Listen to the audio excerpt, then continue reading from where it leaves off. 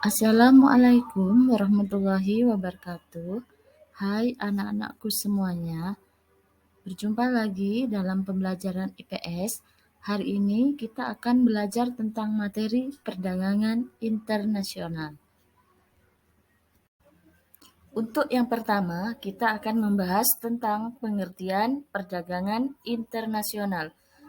Perdagangan internasional adalah pertukaran barang dan jasa antara dua negara atau lebih dengan tujuan mendapatkan keuntungan atau laba.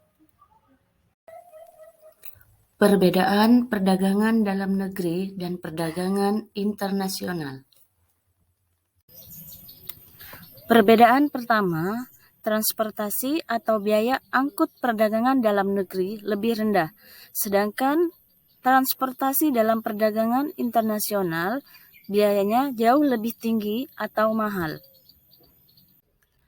Kedua, distribusi untuk perdagangan dalam negeri lebih mudah, sedangkan perdagangan internasional distribusinya lebih tinggi atau lebih sulit. Ketiga, dalam perdagangan dalam negeri tidak ada pajak, sedangkan dalam perdagangan internasional ada pajak yang harus dibayar. Keempat, mata uang yang digunakan dalam perdagangan dalam negeri adalah sama, sedangkan mata uang yang digunakan dalam perdagangan internasional berbeda sehingga cenderung menggunakan devisa.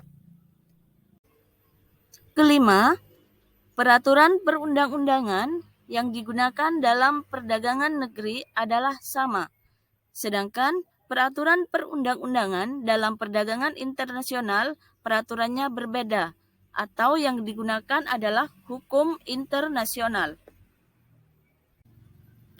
Berikutnya adalah faktor pendorong perdagangan internasional.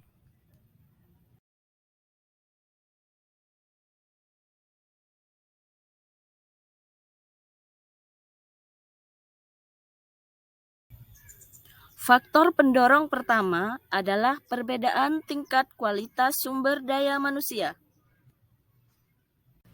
Faktor pendorong yang kedua adalah perbedaan ilmu pengetahuan dan teknologi.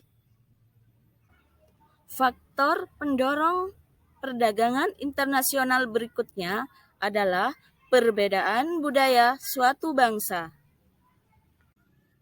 Faktor pendorong yang terakhir adalah perbedaan lain seperti perbedaan barang, perbedaan upah, perbedaan produksi, dan perbedaan selera. Nah, anak-anak, sekarang apa sih kira-kira manfaat dengan adanya perdagangan antar negara atau perdagangan internasional? 1. Untuk memenuhi kebutuhan akan barang dan jasa. Kedua, memperoleh barang dan jasa dengan harga yang jauh lebih murah. Ketiga, untuk mendorong kegiatan ekonomi dalam negeri. Yang keempat, memperluas kesempatan kerja.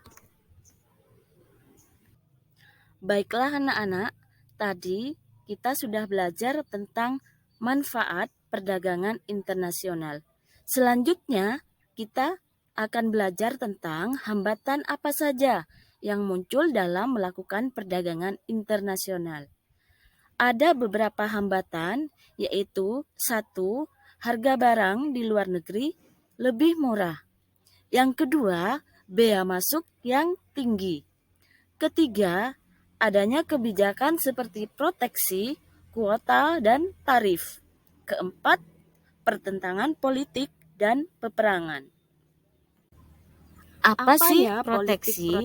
Proteksi adalah politik kebijakan pemerintah untuk melindungi industri dalam negeri yang sedang tumbuh dari persaingan barang-barang impor. Sedangkan politik dumping adalah kebijakan menjual barang di luar negeri lebih murah daripada di dalam negeri. Demikian anak-anak pembelajaran kita hari ini. Sampai bertemu di pembelajaran IPS berikutnya. Assalamualaikum warahmatullahi wabarakatuh. Terima kasih.